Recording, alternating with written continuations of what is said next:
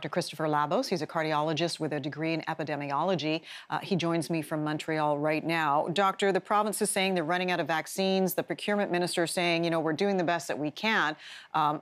It's an issue of supply and demand. A lot of demand, not enough supply.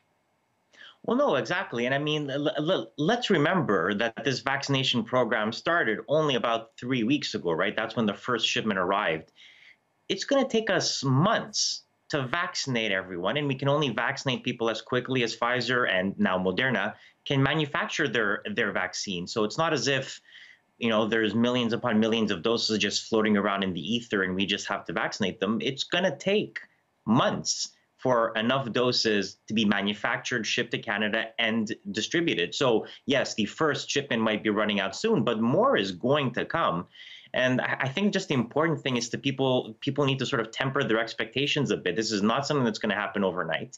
Don't forget, it takes us months to vaccinate people against the flu, which is logistically a much, much simpler problem, right? And that's something that people are used to. You go to your pharmacy, you go to your family doctor, you get your flu shot, and that still takes us months.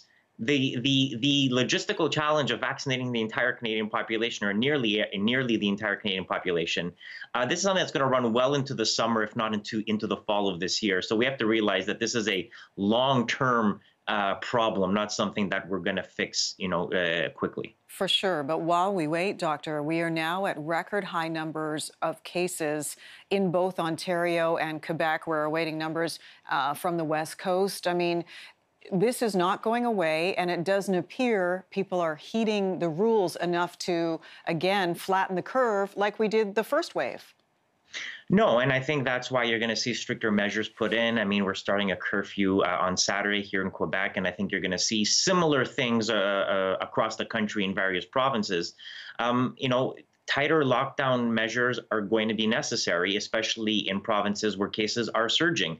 So, I mean, this is going to be the hardest time. Remember, the pandemic began for us in March.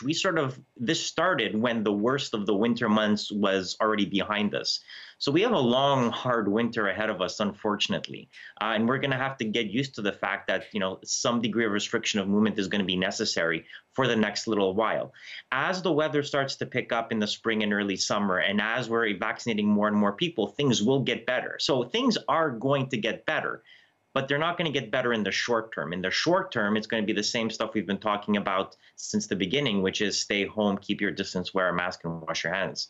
Right. But why can't we flatten the curve now the way we did during the first wave? Is it just simply, as you say, a matter of timing and math and exponential cases growing and asymptomatic cases and the fact that we aren't in a complete lockdown the way we were back in April?